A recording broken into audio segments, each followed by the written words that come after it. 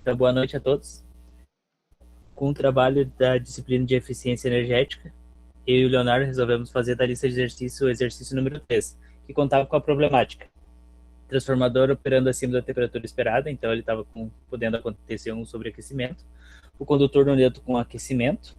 E tinha muitas coisas ligadas também, como muitos drives fontes chaveados e iluminação LED instalada no transformador. Bom, vamos falar algumas possíveis perdas causadas desse problema. As coisas ligadas no circuito, como os drives, as fontes chaveadas e os LEDs, eles causam muitas harmônicas. Então, uma das possíveis perdas é o efeito Joule elevado, devido a essas harmônicas aumentando a resistência dos condutores. Nesse caso, a corrente de alta frequência ela vai circular apenas pela parte da casca do fio, mais ou menos, ali pela parte externa. Isso reduz a área útil e gera um calor excessivo, podendo danificar esses condutores. A gente também pode ter perdas por correntes parasitas, que causam aumento de temperatura no transformador de forma não linear. Isso por causa que o fluxo magnético harmônico ele vai induzir certas correntes no núcleo e nas partes metálicas do transformador.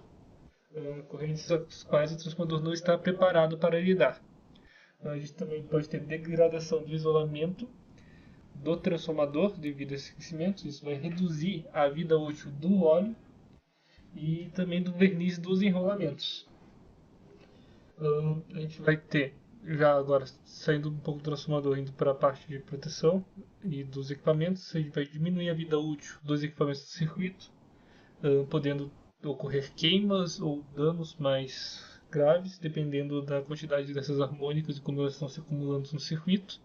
Uma queima do condutor neutro devido também essas harmônicas, principalmente as terceiras harmônicas, se somando ali, terceiras, nonas, décimas quintas harmônicas, se somando ali no neutro, não se cancelando e gerando uma corrente maior do que o neutro pode suportar. E a gente também vai ter disparos de juntor sem enterramento real na potência na corrente. Isso se deve ao sobreaquecimento por causa das harmônicas. Então, nesse caso, essa distorção gerada só já vai bastar para disparar as proteções sem ter um aumento real de corrente. O plano de medição. Para a gente realizar a medição do THD, que era a taxa de distorção harmônica, o espectro harmônico e a corrente do neutro, que seriam os nossos problemas que estavam na nossa problemática, o que seria eles? A THD, a taxa de distorção harmônica, indica o quanto a onda de tensão e a corrente está longe da senoide ideal. O espectro harmônico vai indicar quais as ordens da harmônica estão influenciando o sistema, assim sendo possível dimensionar o filtro adequado. E a corrente no condutor. Neutro deve ser uma medida, pois o sistema é equilibrado. O valor será zero, porém a influência de harmônicos que não se cancelam pode ser somar ao neutro, aquecendo o condutor. Esses fatores do THD, espectro harmônico, corrente no neutro, foram muito importantes para a gente escolher qual tipo de equipamento utilizar. Pois equipamentos como, por exemplo, multimedidores, eles não conseguem medir o espectro harmônico. Ou seja, eles podem até medir o THD, indicar o quanto que a onda de tensão e corrente estão distorcidas, mas eles não conseguem definir quais ordens harmônicas estão atuando na onda. Então essa decomposição da onda, falando que tem tanto de terceira harmônica, tanto de quinta, tanto de sétima harmônica, a gente precisa de um equipamento que consiga fazer isso, e isso definiu bastante nosso plano de medição. Falando um pouquinho do nosso plano de medição, a gente optou por uma forma quantitativa, então a gente dividiu em um mês, então 4 semanas, sendo as 2 primeiras semanas para a gente fazer a instalação dele no transformador, para fazer a coleta de dados, e depois a gente fazer mais 2 semanas com a parte de melhoria, ver se as nossas melhorias vai sentir algum efeito.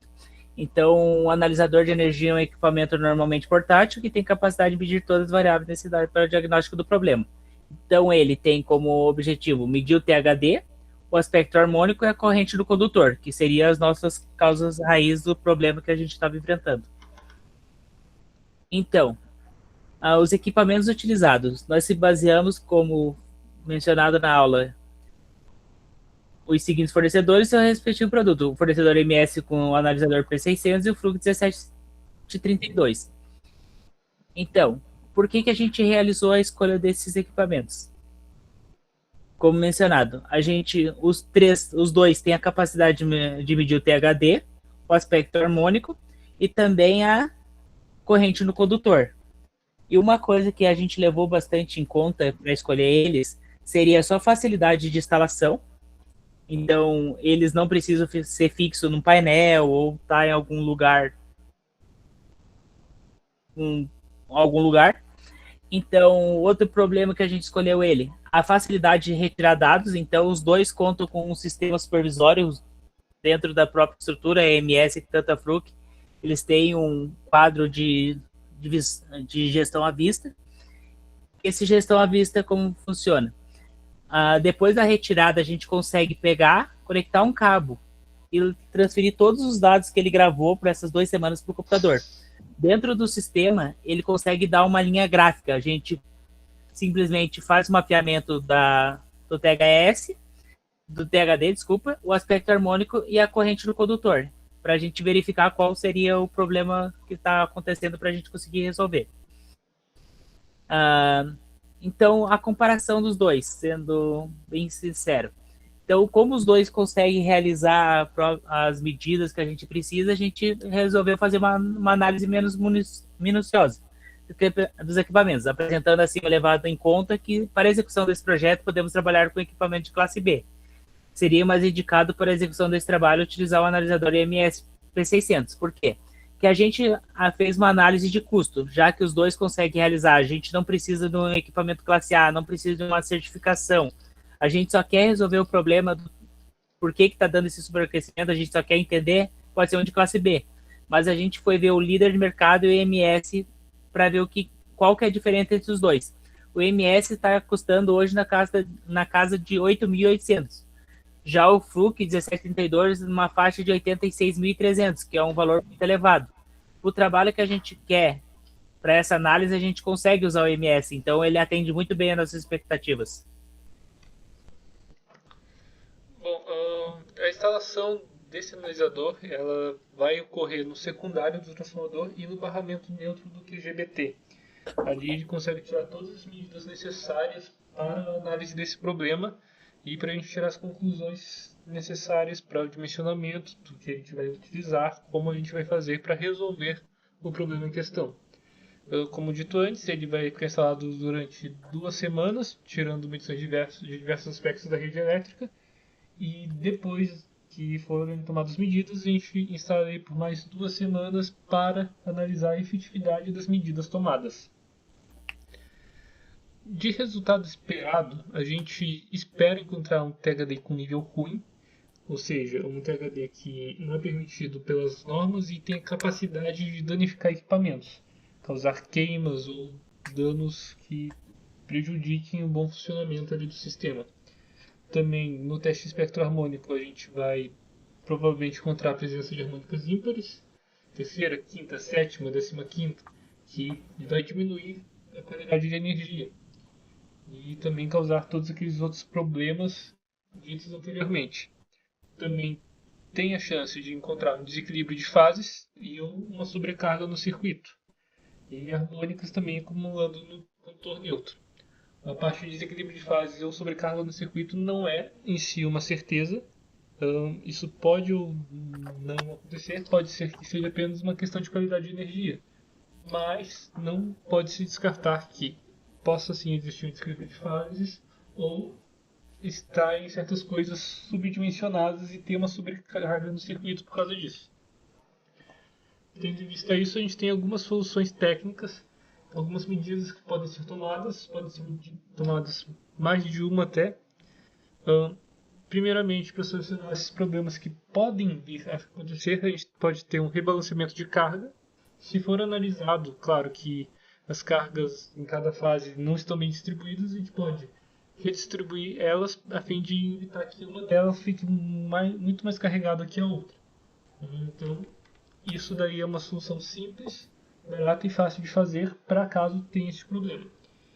Outra coisa que a gente pode fazer é redimensionar o neutro. Redimensionar o neutro, ele vai fazer o neutro suportar uma corrente maior, mas não resolve, por exemplo, o problema de harmônica se acumulando nele. Ele pode até não queimar, mas não vai resolver o problema em si. Já para soluções mais assertivas, a gente pode, por exemplo, usar fios passivos, que são bancos de capacitores e indutores que são calculados para gerar uma baixa impedância a uma certa frequência. Essa frequência se refere à frequência de alguma harmônica. Por exemplo, a terceira harmônica com 180 Hz, numa rede de 60 Hz. Essa harmônica ela vai passar pelo filtro e não vai afetar então a nossa rede em si. Os filtros passivos, eles têm essa vantagem de ser baixo custo, fáceis de ser instalados, porém eles têm a desvantagem de, caso sejam instalados mais drives, mais cargas na linha, ele pode perder a sua efetividade. Mas um bom filtro, um filtro robusto, ele pode limpar harmônicas de vários drives, LED e fontes chaveadas ao mesmo tempo. Uma solução um pouco mais cara, mas mais precisa, são filtros ativos, que são filtros mais dinâmicos, que funcionam como anuladores de ruído. Eles vão monitorar a corrente da carga e vão injetar nela uma corrente na mesma amplitude das harmônicas, porém defasadas em 180 graus, causando assim que essa harmônica e a corrente injetada pelo filtro se cancelem, fazendo assim que a gente tenha uma energia limpa nesse ponto. A desvantagem dessa solução é simplesmente o valor mais elevado dela, porém ela é uma ótima solução para resolver o problema de harmônicas. Também, caso seja necessário redimensionar o transformador, por causa de talvez seja sobredimensionado ou não tenha como eliminar todos os problemas, isso é uma opção mais cara e também seria como talvez a última opção. A gente redimensionar o transformador, talvez botar um transformador com isolação fator K, que é projetado por cargas não lineares, ou seja, mesmo que feche algum problema de harmônicas com certos, e você ainda tem algumas cargas que não são ideais para um transformador comum, esse transformador ele aumentaria situações adversas de um jeito melhor do que um transformador comum. Em si seria essa nossa apresentação. Muito obrigado pela atenção. Muito obrigado pela atenção.